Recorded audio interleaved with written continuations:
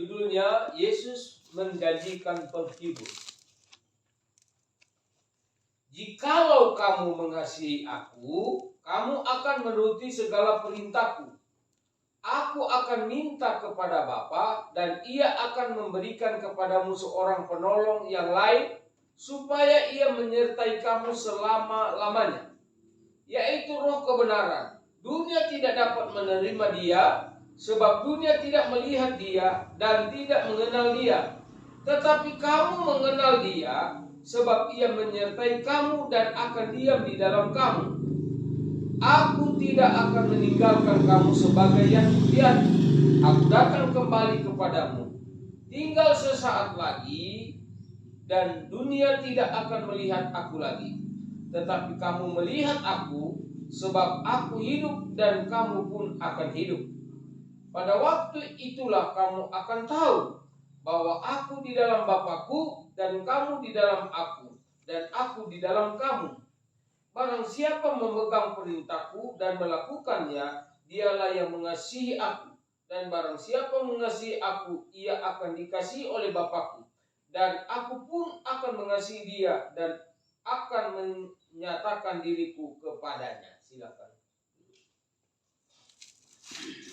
Saudara-saudara, ya di sini judulnya Yesus menjanjikan penghibur. Itu Roh Kudus. Ya, penghibur itu Roh Kudus. Di mana jauh sebelum Yesus naik ke sorga, Dia sudah menjanjikan, dan murid-murid Tuhan dalam hal ini mereka belum begitu memahami tentang janji penghibur ini. Nanti mereka tahu ketika Yesus akan terangkat dan turun. Itu ada di dalam Kisah Para Rasul pada pasal-pasal pertama, saudara-saudara. Mari kita lihat dalam ayat 15. Sebenarnya ayat ini, saudara-saudara, sangat jelas. Mulai ayat 15 sampai ayat yang 21 yang sudah kita baca. Sangat jelas. Ya. Urutan dari ayat-ayatnya sangat jelas kaitannya. Tapi saudara-saudara, mari kita akan lihat bersama-sama. Jikalau kamu mengasihi aku. Ya. Jadi syaratnya, kalau kamu mengasihi aku. Ya. Dasar. Di sini, mari kita lihat. Kamu akan menuruti segala perintahku. Ya. Ini dia punya tahapan. Kalau kita naik tangga pertama, tangga kedua, dan seterusnya, ya. Aku akan minta kepada Bapa. Jadi, deretannya saudara-saudara, jika kamu mengasihi aku, maka orang ini, ya, kamu akan menuruti segala perintahku. Kalau orang mengasihi Tuhan, maka praktek mengasihi Tuhan, kenyataan dalam kita berkata kita mengasihi Tuhan, maka kita akan menuruti segala perintahku. Artinya, orang akan ikut semua apa yang Tuhan firmankan. Ya. Apa yang Tuhan katakan. Ya. Maka ketika kita membuktikan kasih kita kepada Tuhan lewat cara hidup firman dalam setiap langkah-langkah hidup kita, ya, maka janji Tuhan, aku akan minta kepada Bapa, ya, mengasihi dibuktikan dengan praktek firman. Maka Tuhan melihat praktek firman atas pengakuan dia mengasihi Tuhan, maka Yesus akan minta kepada Bapa, kemudian Bapa akan memberi kepada kita seorang penolong yang lain. Ya. Jadi untuk kita menerima penolong atau Roh Kudus, ya, itu di sana dikatakan dalam ayat 15 ada 3 tahap. Yang pertama, kita mengasihi Dia. Kedua, kita membuktikan kasih kita dengan melakukan firman. Jadi saudara-saudara, ternyata ada kalimat yang tersembunyi di sini. Ada orang bilang begini, saya dekat dan saya mengenal. Ya, saya dekat dan mengenal pribadi seseorang itu. Ya. Tapi belum tentu dekat dan mengenal itu saudara-saudara dia mengasihi. Banyak secara kawan ketika dia kenal, ketika dia dekat, dia bukan menceritakan kebaikan-kebaikan dari orang itu. Tetapi sebaliknya dia menceritakan hal-hal yang buruk. Itu apa artinya? Dekat dan mengenal belum tentu dia mengasihi. Tetapi kalau orang yang mengasihi, jelas dia pernah, dia dekat dan dia mengenal. Ya, itu bedanya saudara-saudara. Nah, jadi saudara-saudara, dari kata-kata yang tersembunyi dari mengasihi, orang yang mengasihi satu pribadi dalam hal ini ya, saudara-saudara, itu terbukti. Kalau dilihat dari survei anak-anak Tuhan, ya, banyak tuh orang beribadah, banyak orang itu memuji Tuhan, banyak orang menghadirkan dirinya di dalam gereja. Bukankah itu artinya dia mengenal Tuhan? Itu bukan artinya dengan dia membawa diri dalam gereja, memuji Tuhan, dia berdoa dan lain sebagainya. Bukankah dia itu dekat dengan Tuhan? Tetapi praktek kekristenan saudara-saudara tidak menggambarkan pelaku firman. Nah, itu fakta gereja ya saudara-saudara. Ya. Nah, tetapi orang yang mengasihi Tuhan, ya, baca lagi. Jika kamu mengasihi aku, kamu akan menuruti segala perintahku. Jadi mengasihi Tuhan itu senyawa. Ya, satu paket. Orang yang mengatakan aku mengasihi Tuhan itu sepaket dengan melakukan firman. Kalau dia berkata aku mengasihi Tuhan tetapi dia tidak melakukan firman, itu sandiwara. Itu berdusta. Ya, berdusta pada dirinya sendiri. Ya, membohongi dirinya sendiri. Orang yang pikirannya tidak sadar itu. Ya. Ya, cara berpikirnya itu sangat dangkal. Ya. Saya ingat waktu di sekolah, guru saya dia mengatakan, jika kita punya kawan atau punya kekasih, ya, kalau dia datang saudara-saudara, dia datang bertamu, kemudian saudara-saudara nyanda sibuk dengan tamu itu saudara-saudara,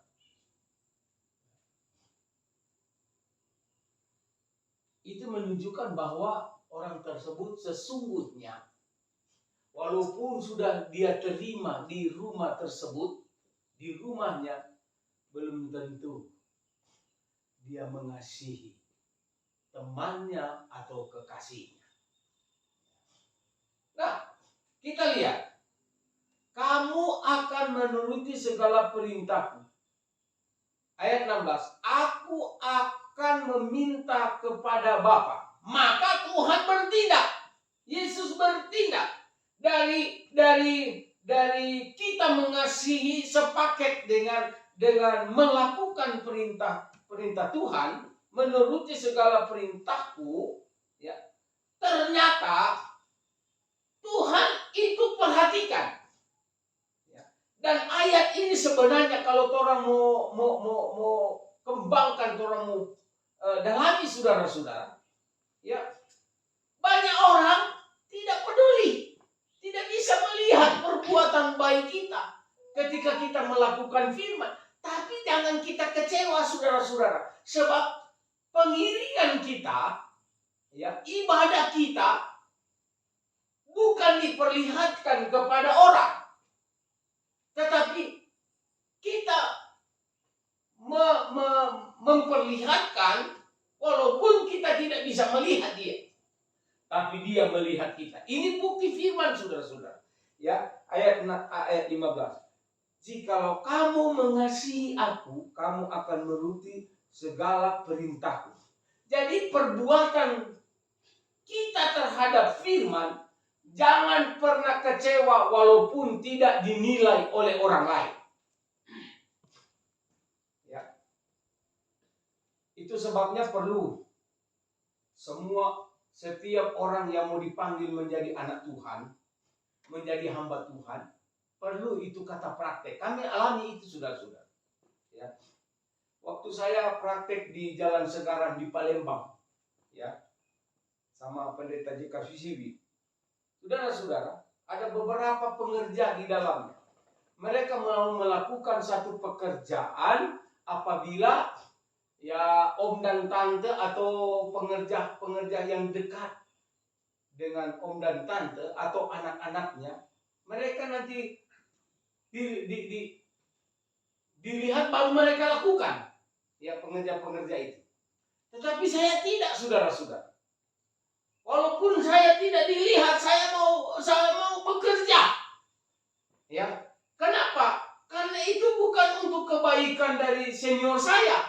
Saya sudah bersihkan itu tanpa saya sudah bekerja. Saya turunkan hordeng-hordeng, saya cuci, saudara-saudara. Memang saya menabur untuk kebaikan. Tapi sesungguhnya artinya itu untuk menjadi modal saya. Belajar. Ya. Itu bersihnya hanya sebentar. Sebentar itu apabila ada debu masuk kotor lagi. Tetapi kebaikan itu terbawa terus menerus membekali saya menjadi hamba Tuhan. Ya. Dan benar, saudara-saudara. Ternyata apa yang saya lakukan, walaupun tidak dilihat oleh manusia, Tuhan melihat dalam setiap pelayanan. Ya, Tuhan selalu ada bagi kami. Jadi saudara-saudara, ayat 16 ini memberi kekuatan kepada kita bahwa apa yang kita lakukan terhadap firman-Nya atas pengakuan bahwa kita mengasihi Tuhan, ya, aku akan meminta kepada Bapa. Ini berarti Tuhan ada perhatikan, matanya tajam bagi kita. Ya. Mata Tuhan senang melihat orang yang melakukan firman. Tetapi kalau dia menoleh ke belakang, itu berarti dia tidak suka melihat oleh karena ada hal-hal yang buruk. Ada hal-hal yang buruk. Karena ya,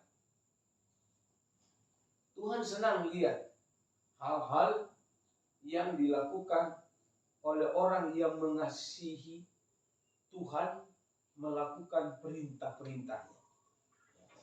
Dan ia akan memberikan kepadamu seorang penolong. Nah, apa maksudnya ini? Ketika kita melakukan firman, atas pernyataan kita mengasihi Tuhan, maka Tuhan akan meminta, itu menunjukkan bahwa Tuhan memperhatikan. Tuhan senang kita sebagai orang yang dikasihinya melakukan perintah Tuhan, maka Tuhan minta seorang penolong yang lain. Artinya dengan penolong itu memberi kita kekuatan, memberi kita dorongan dalam hidup kita untuk selalu mempertahankan perlakuan kita melakukan perintah-perintah Tuhan. Ya, Itu fungsi penolong, saudara-saudara. Artinya Tuhan memberi penolong supaya kita tidak berhenti. Ada yang mengingatkan untuk kita melakukan itu firman. Sebab tidak ada orang dapat mengerti firman tanpa Roh Kudus. Ya. Karena catatan firman ini diilhami oleh Roh Kudus. Ya. Kita lihat ini. Ini memang jelas ayat 15, 16, 17. Itu rentetan, saudara-saudara. Sehingga dia terus berkembang di dalam Tuhan. Ayat 16. Saya suka supaya kita mengerti dengan jelas. Ayat-ayat ini boleh terperinci. Aku akan meminta kepada Bapa dan Ia akan memberikan kepadamu seorang penolong yang lain, supaya Ia menyertai kamu selama-lamanya. Bayangkan ini. Jadi Tuhan menyertai kita selama-lamanya karena Tuhan suka orang selama-lamanya. Sebagai orang yang mengasihi Tuhan, yang bukan hanya perkataan, tetapi orang yang menuruti segala perintah Tuhan. Jadi Tuhan tidak mau orang yang mengasihi, mempraktekkan senyawa dengan melakukan, saudara-saudara, itu dia tidak suka orang itu terlepas dari hubungannya dengan Tuhan. Nah itu. Ya. Kemudian di sini dikatakan dalam ayat 16, supaya Ia menyertai kamu selama-lamanya. Itu kata menyertai kamu selama-lamanya. Kata selama-lamanya itu, saudara-saudara, sesungguhnya di dalam arti ini itu tidak ada waktunya. Ya, terus menerus sampai masuk dalam perjanjian kekal. Bayangkan ini. Ternyata upah dari orang yang mengasihi, ini artinya orang yang mengasihi Tuhan, saya ulang lagi ya, senyawa dengan melakukan perintah Tuhan, maka Tuhan akan memperhatikan.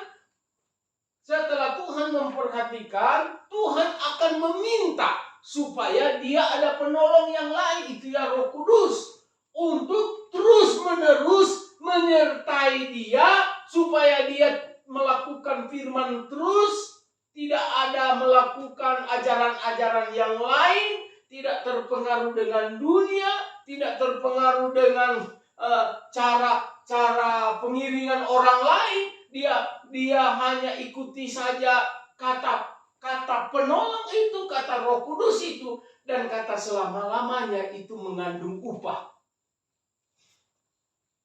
Upah yang paling besar itu ada diisi kata selama-lamanya. Kata selama-lamanya itu artinya menembus ruang dan waktu. Ya. Sebab kata tidak selama-lamanya itu ada hambatan. Itu ada batasnya. Dia batas berarti cuma sampai di dunia ini. Orang yang tidak disertai oleh Tuhan selama-lamanya, dia punya batas waktu. Dia hanya ada sampai di dalam dunia ini. Dia tidak menembus kekekalan itu. Tetapi orang yang mengasihi dan melakukan firman, diperhatikan oleh Tuhan dan didampingi, disertai oleh Roh Kudus, dan hasilnya selama-lamanya. No kalau orang kasih perbandingan dengan kebalikan ayat-ayat ini dari arti ini. Jadi orang yang tidak mengasihi Tuhan jelas orang yang bukan pelaku firman. Atau orang yang tidak pelaku firman, tentu dia tidak mengasihi Tuhan. Ini firman loh. Ini ajaran. Kalau ada orang bilang begini, kita disertai oleh Roh Kudus. Kita dituntun oleh Roh Kudus. Tetapi dia bukan pelaku firman. Tapi dia tidak mengasihi Tuhan. Apakah dia disertai dan dipenuhkan oleh Roh Kudus? Tanda tanya DP kalimat itu. Ya. Firman Tuhan tidak pernah bertentangan satu dengan yang lain. Ya, dia sama. Ya. Mau dia anak tangga pertama sampai anak tangga terakhir itu satu jalan itu, saudara-saudara. Ya. Tidak ada anak tangga yang putus. Ya. Jalan ke surga itu hanya satu jalan saja. Tidak seperti ada yang bilang ada banyak jalan ke Roma. Tidak. Ya. Tuhan katakan, Yesus katakan, akulah jalan kebenaran dan hidup. Dan seterusnya. Ya. Jadi keselamatan itu, saudara-saudara, hanya ada dalam firman Tuhan. Hanya ada dalam syarat-syarat firman. Hanya ada dalam melakukan firman Tuhan. Perintah Yesus. Di luar itunya tidak bisa.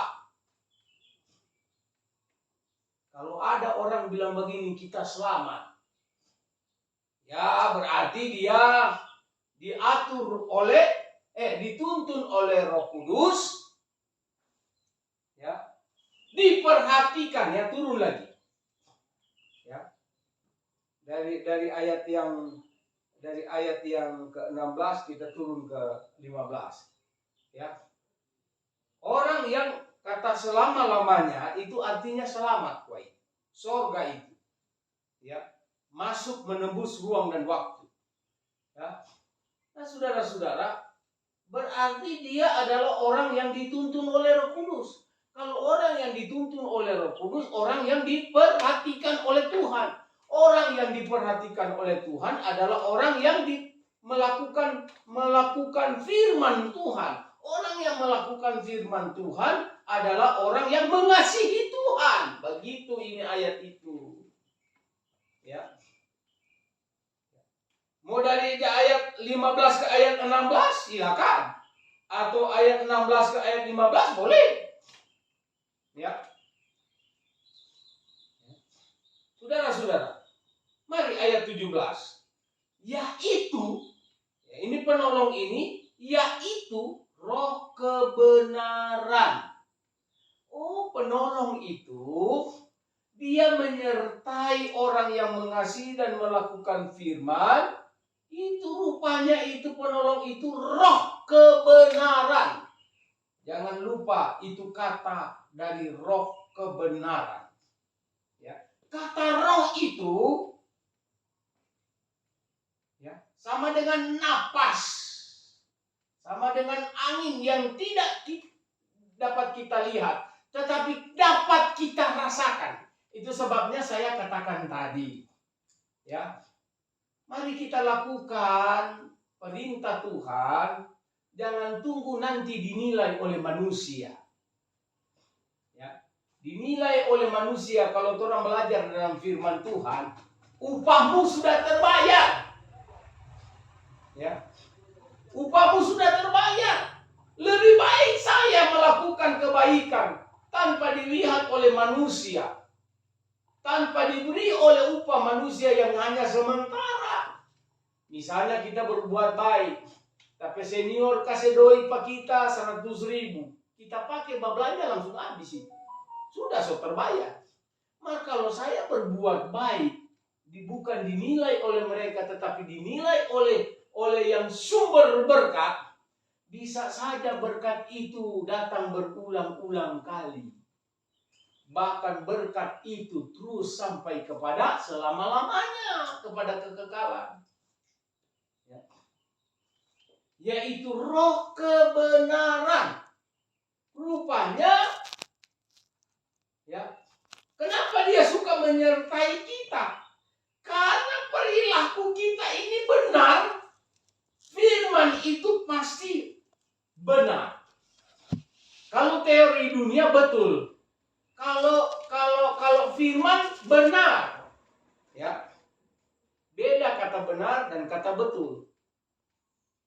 Tuh, saya pernah singgung di sini ada itu iklan, dia katakan betul. Ya, betul menurutmu, tapi belum tentu betul menurut orang. Tapi kalau kata benar cuma satu. Itu kata firman. Ya.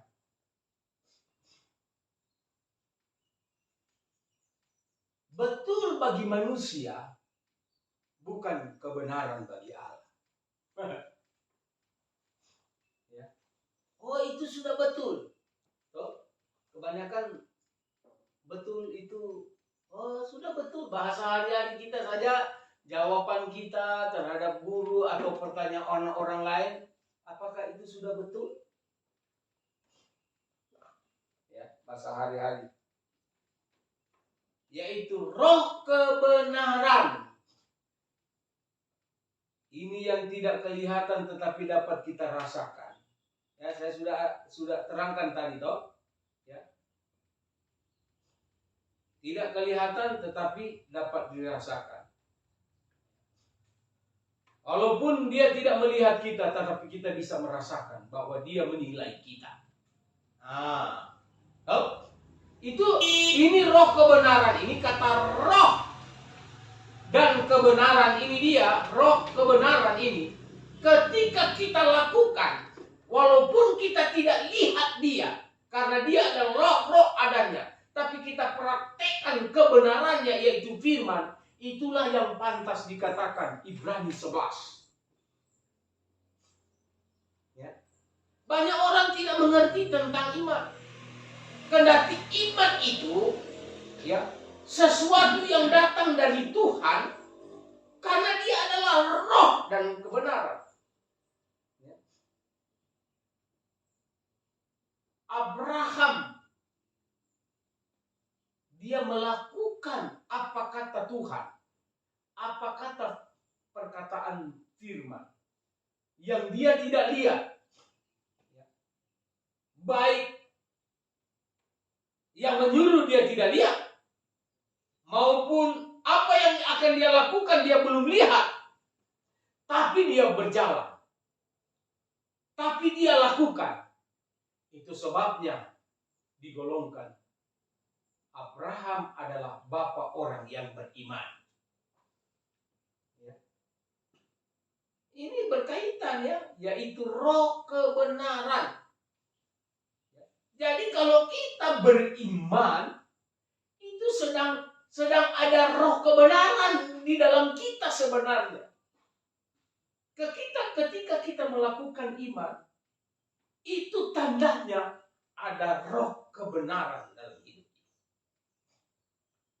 Dipertanyakan loh, banyak anak-anak Tuhan sekarang ini mengatakan saya penuh dengan Roh Kudus, tapi jarang, susah saya lihat bahwa dia sedang melakukan ya perintah dari hal-hal yang tidak kelihatan.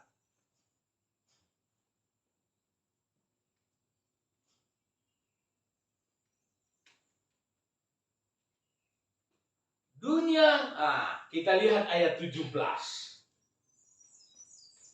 Dunia tidak dapat menerima dia. Ya. Kenapa ayat 15, 16 itu menerangkan tentang keberadaan Tuhan dengan anak Tuhan yang sepaham, yang punya pemikiran firman. Kemudian ayat 17, saudara-saudara, disambung dengan dunia tidak dapat menerima dia. Sebab dunia tidak melihat dia dan tidak mengenal dia. Tetapi kamu mengenal dia, sebab ia menyertai kamu dan akan diam di dalam kamu. Ya. Ada perbandingan ayat 17 di sini.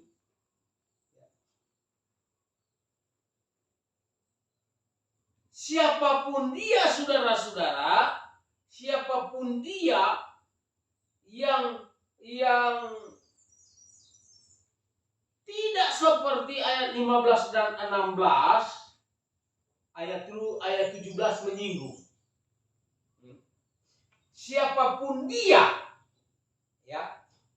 Kan di dalam Alkitab ada bilang begini, Tuhan, kami menyembuh, mengadakan mujizat. Tuhan ada bilang begini, nyala kamu si pelaku kejahatan.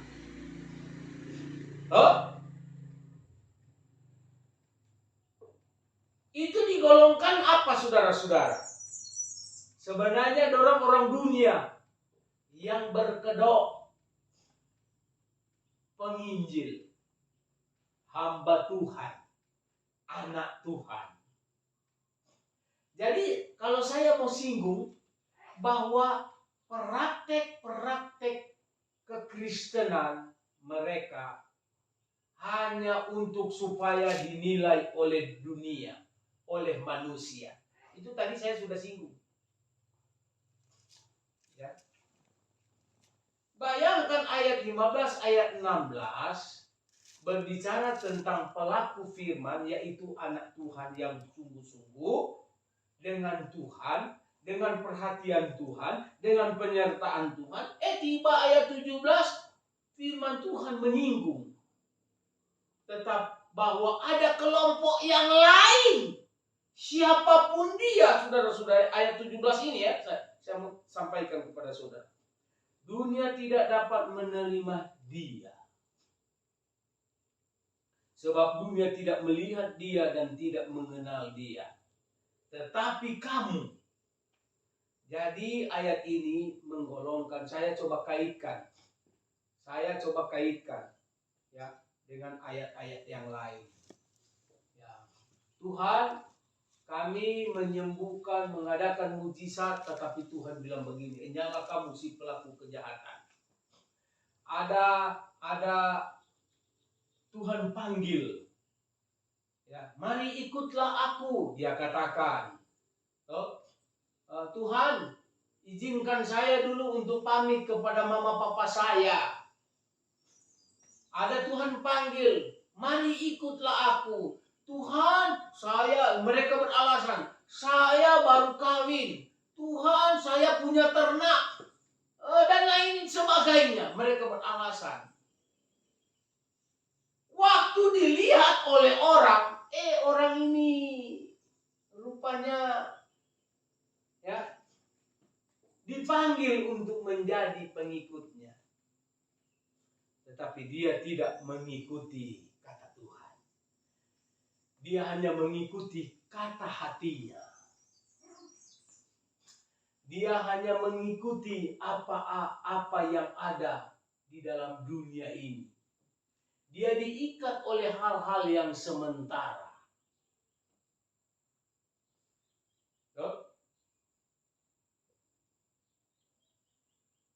Dunia tidak dapat menerima dia, sebab dunia tidak melihat dia dan tidak mengenal dia.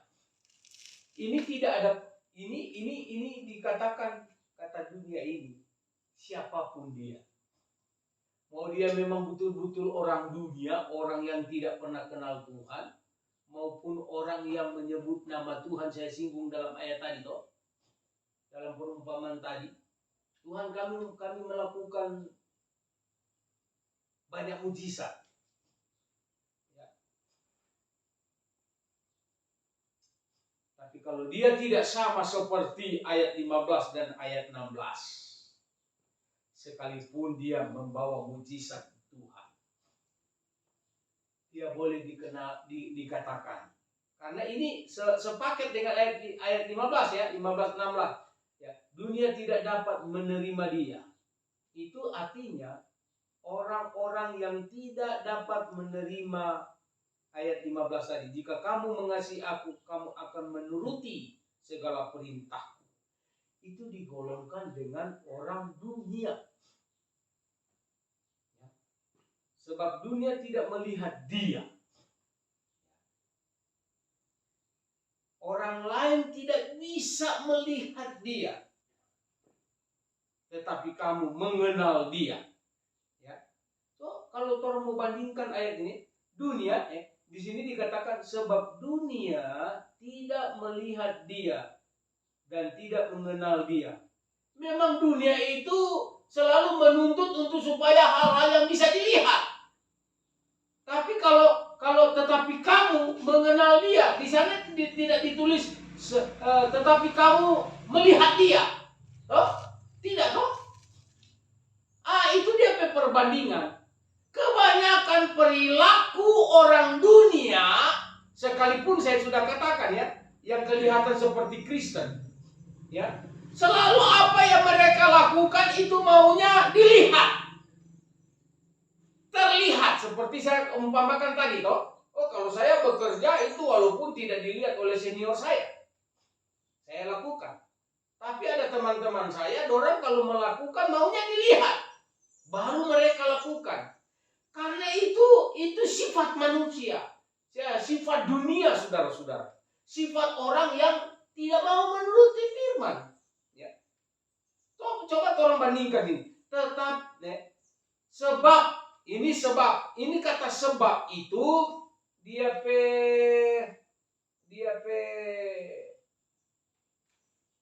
sebab akibat. Ya. Dia akibatnya ya ini tidak diperhitungkan sebagai orang-orang yang mengasihi Tuhan, digolongkan dia akibatnya mereka digolongkan dengan orang dunia. Orang dunia sekalipun ada dalam pelayanan mungkin, ya, yang mereka lakukan hanya untuk dinilai oleh manusia. Sebab dunia tidak melihat dia dan tidak mengenal dia. Ya.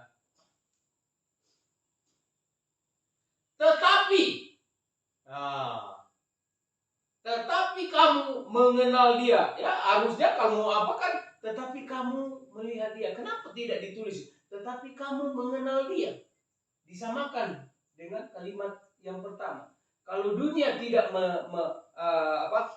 kalau dunia tidak melihat dia, yang cocoknya kan untuk anak-anak Tuhan. Tetapi kamu melihat dia, yang cocoknya begitu. Tetapi kenapa tidak ditulis itu kata melihat? Karena orang percaya terhadap firman sekalipun tidak melihat. Itu Ibrani lagi, kembali lagi kata iman tadi. Ibrani pasal 1. Iman adalah dasar dari segala sesuatu yang belum kita lihat. Lakukanlah segala perintah Tuhan sekalipun tidak melihat. Itulah yang akan disebut iman. Itulah yang akan digolongkan orang percaya. Itulah akan digolongkan orang yang mengasihi. Itu akan digolongkan orang yang diperhatikan Tuhan. Itu yang akan digolongkan orang yang dituntun oleh Roh Kudus. Nah, Roh Kudus ini tadi sudah dibilang apa? Roh kebenaran. Itulah orang yang sedang berjalan dalam kebenaran. Karena dia dituntun oleh Roh kebenaran, maka si orang tersebut, si anak Tuhan tersebut sedang melakukan kebenaran. Itu sepaket, saudara-saudara. Maka dia tidak digolongkan dengan orang dunia. Karena dia lakukan semua firman meskipun tanpa melihat. Karena Roh Allah itu, Roh kebenaran itu tidak kita bisa lihat. Tapi Tuhan dapat rasakan bahwa dia menilai kita. Nah, ini. Ya. Tetapi kamu mengenal dia. sebab ia menyertai kamu dan akan diam di dalam kamu. Kembali lagi, itu upah dari orang-orang benar itu dia apa? Sama lagi dengan ayat 16. Ya toh? Supaya ia menyertai kamu. Coba lihat di ayat 16. Ia menyertai kamu selama-lamanya. Nah, maka disebutlah orang percaya tadi itu, orang yang mengasihi, orang yang melakukan firman, sebab ia menyertai kamu dan akan diam di dalam kamu. Jadi penyebab dari kita melakukan tanpa kita melihat, tanpa kita minta dilihat oleh orang lain, itu sebabnya, itu penyebabnya ayat 17 ini, sebab ia menyertai kamu. Ya. Tidak berhenti kebenaran firman itu terus ada di dalam kita, dia penyebab supaya orang melakukan semua terus menerus kebaikan. Itu fungsinya kalau roh itu menyertai kita. Ya. Ayat 18. Aku tidak akan meninggalkan kamu sebagai yatim piatu. Bayangkan ini. Itu menyertai yang ada di dalam ayat 16. Diulangi lagi ayat yang ke-17. Kemudian diulangi lagi ayat yang ke-18. Aku tidak akan meninggalkan kamu. Itu artinya Tuhan menyertai. Betapa luar biasanya, betapa berharganya orang yang mengasihi dan melakukan kebenarannya. Ini bisa dikaitkan dengan kata firman Tuhan, ya, bahwa orang yang sangat dikasihinya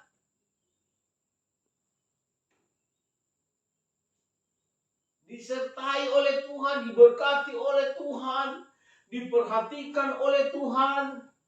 Dan saudara-saudara, kalau dia menyertai kita, artinya di mana kita berada, di situ Tuhan ada.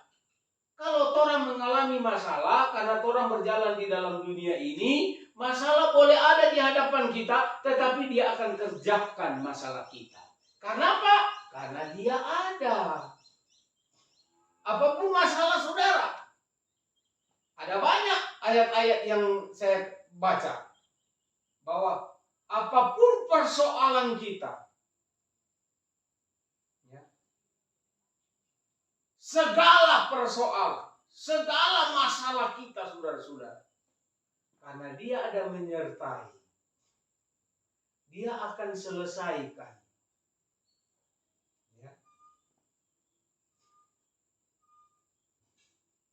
Dia akan kerjakan. Aku tidak akan meninggalkan kamu sebagai yatim piatu. Saudara tahu yatim piatu? Tidak ada mama, tidak ada papa. Artinya tidak ada orang yang paling dekat dengan kita. Tapi dia akan menyertai, melebihi dari pendamping orang tua kita. Ya. Orang yang terdekat dalam hidup kita sesungguhnya adalah orang tua ini dibandingkan dengan aku tidak akan meninggal kamu sebagai yatim piatu. Itu punya arti, saudara-saudara. Orang yang paling berharga, orang yang paling dikasihi, orang yang paling dekat dengan kita sejak kecil sampai besar, ya, yang melahirkan, yang membekali kita, yang menyekolahkan kita, ya, yang membela kita. Orang tua kalau berani anaknya jatuh, dia tanya, dia kritisi, ya, apa penyebab mengapa luka ini, cilaka atau dipukul orang. Orang tua itu akan bertindak, saudara-saudara. Bahkan dia bertindak terus menyekolahkan. Terus apa lagi? Sampai masuk pada masa yang dewasa.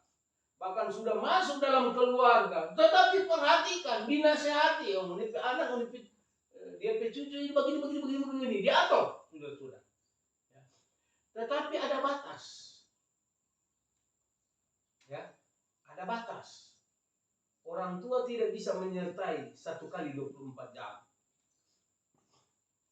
Ketika dia pergi sekolah, ketika dia bergaul, walaupun jadi ingatan, tapi jaraknya sudah terpisah. Tapi kalau di sini, aku tidak akan meninggalkan kamu sebagai yatim piatu. Ini kata Tuhan loh. Itu artinya penyertaan, kasih sayang, perhatian, apalagi pembelaan lebih dari orang tua.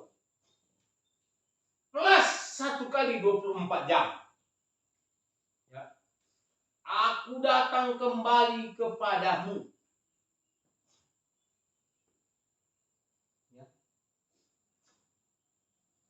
Ini dia beri janji tentang Roh Kudus.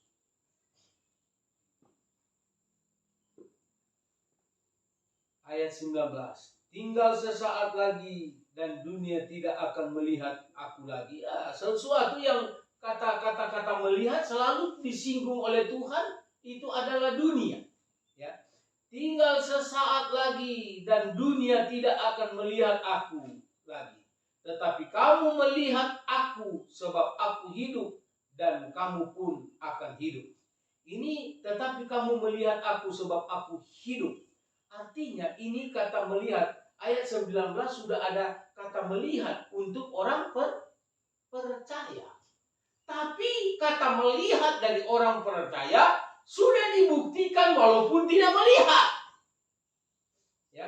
Kalau dunia itu selalu mau awal, mau akhir, maunya lihat. Tapi orang percaya sudah dibuktikan tanpa melihat dia melakukan. Jadi ayat 19 ya sudah berbicara tentang nanti kedatangannya. Jadi waktunya sudah berbeda. Ayat 15 sampai ayat 18 orang percaya melakukan tanpa menuntut melihat. Artinya itu zaman sekarang. Tapi ayat 19 kita perlu melihat. Sebab dikatakan diterangkan dalam kitab Wahyu bahwa apabila dan disinggung sedikit dalam kisah para rasul. Ya, dalam pasal-pasal pertama ketika dia naik. Bahwa dia akan janji, akan turun lagi dan kamu akan melihat dia. Dengan cara yang sama ketika dia naik. Itu saudara-saudara, walaupun ayat 18 dan ayat 19 ini, jangka waktunya sudah berbeda. Tinggal sesaat lagi dan dunia tidak akan melihat aku lagi. Itu kata sesaat itu waktu. Waktu di mana dia akan naik. Tetapi kamu melihat aku sebab aku hidup dan kamu pun akan hidup. Ini perjanjian tentang Yesus dan akan naik dan Yesus akan turun. Ya. Pada waktu itulah kamu akan tahu bahwa aku di dalam Bapakku dan kamu di dalam aku dan aku di dalam kamu. Ayat 21. Barang siapa memegang perintahku dan melakukannya, dialah yang mengasihi aku. Dan barang siapa mengasihi aku, ia akan dikasihi oleh Bapakku. Dan aku pun akan mengasihi dia dan akan menyatakan diriku kepadanya. Dia kembali. Dari ayat 15 ke ayat 21, dia kembali lagi. Artinya dia ingat jangan sampai terhenti dari cara orang percaya. Praktek yang mengasihinya ada fakta melakukan firman. Ya. Mari saudara-saudara. Inilah firman Tuhan yang boleh kita pelajari, boleh kita terima. Jangan jadi Kristen bersifat dunia. Ya. Jangan. Kalau di dalam ayat 17 tadi, sesungguhnya itu kenyataan. Ya. Ada orang Kristen tapi sifatnya dunia. Banyak. Tetapi marilah kita jadi Kristen yang disertainya sampai selama-lamanya.